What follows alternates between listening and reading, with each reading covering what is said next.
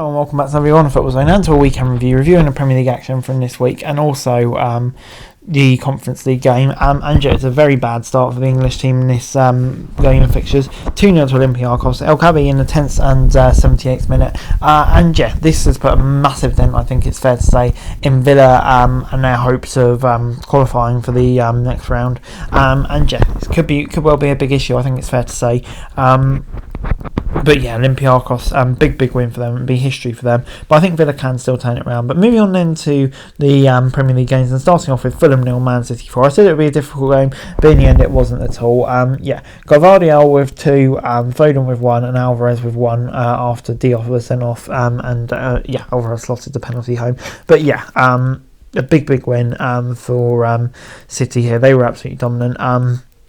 Fully deserving of the win, and I think, as I keep on saying, at this time of the year, and you know, they just seem to be unstoppable, don't they? But moving on into Bournemouth 1, Brentford 2, a really entertaining game considering that neither of these teams have anything to play for, and all the goals coming late on.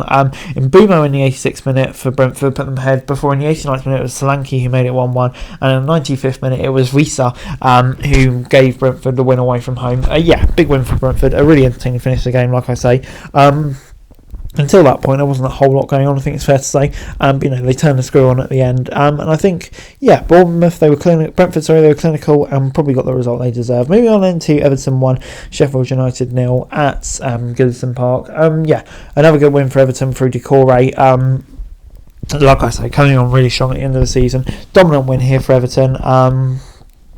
In the end, I think the quality just kind of telling. They were by far the better team throughout, and that's why one of them is going to be in the Premier League next year, despite all the issues off the field they've had, and why one of them, is heading straight back down to the Championship with a very, let's face it, average squad that they have. Moving on into Newcastle 1, Brighton 1 at St James's Park, and it was Sean Longstaff who equalised for Newcastle, so Veltman put Brighton ahead after 18 minutes, in the end, I would say Newcastle probably will be frustrated not to win. I think they probably had the better of the game, but Brighton held on. In the end, I think Newcastle, it could well be costly in their battle to get a European place. So I think in a way they will definitely be slightly frustrated with that. But moving on then to Tottenham 2, Burnley 1 at the Tottenham Hotspur Stadium, and it was Larson in the 25th minute who gave Burnley the lead before Pedro Porro and Van der Ven, 2 late goals for Tottenham, sealed the win, and they needed it, just keeping their hopes of a top 4 finish alive, but it does relegate Burnley. Fair play to Burnley, they gave it a bit of a fist in recent weeks, but I think it's just that awful start to the season, which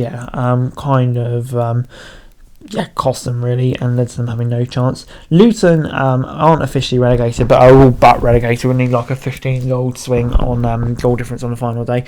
They did take the lead early on against West Ham through Longkonga, but Ward-Prowse, Suchek and Erthinger was in the second half.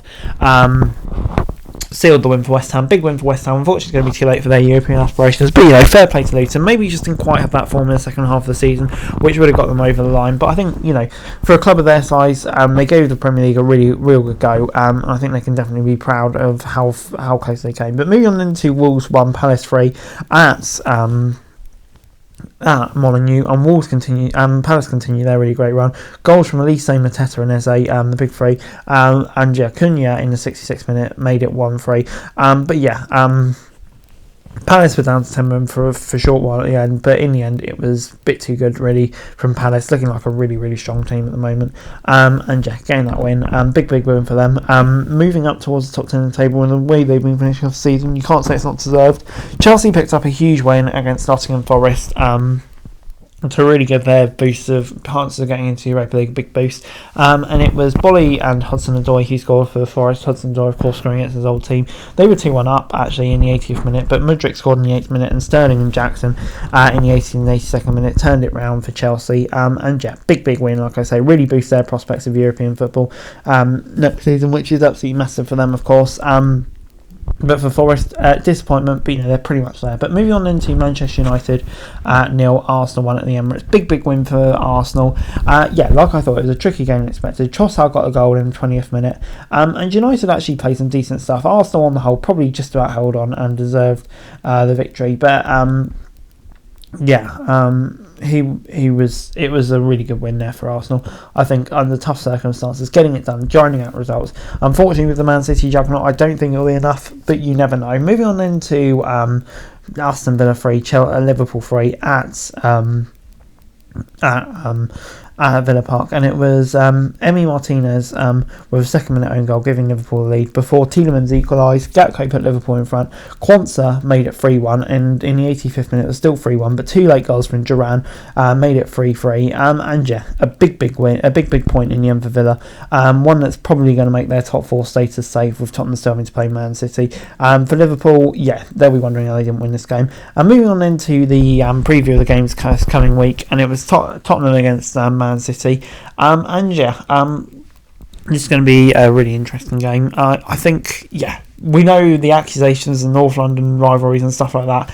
I don't think it's actually coming. So I think Tottenham will have to come out and try and win the game. They've still got get into the Champions League themselves, but I think City, in the end, will just have a bit too much quality. Moving on into Wednesday's games, Brighton against Chelsea, big game for Chelsea. Brighton, their season's pretty much over. Unfortunately, they won't be getting into Europe, Chelsea still got a very good chance.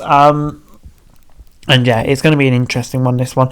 I think, Brighton, no matter their recent form or whatever, it's still undoubtedly a very tough place to go, and I think, it won't be an easy game for them at all. So I'm going to say it will be a 1-1 draw, which could impact their chances of getting through. But moving on into Manchester United against Newcastle, I think this is going to be another interesting game, because obviously both of these teams very evenly matched. I think Newcastle will come into this one just wanting to avoid defeat, and then they'll be in a very good position to advance through like I say, have a very good chance of getting into the getting into Europe. But Manchester United at home, I think we saw a better performance against Arsenal. I can kind of see it following through in a way. I'm going to say it'll be 2-0 to United. That's it for this video. Thanks very much for watching. Remember to like, share, subscribe, follow us on our socials, link in the description below for daily football news, meme and content. Subscribe for our other channels on screen right now, that'd be greatly appreciated. Thanks very much for watching. Peace out.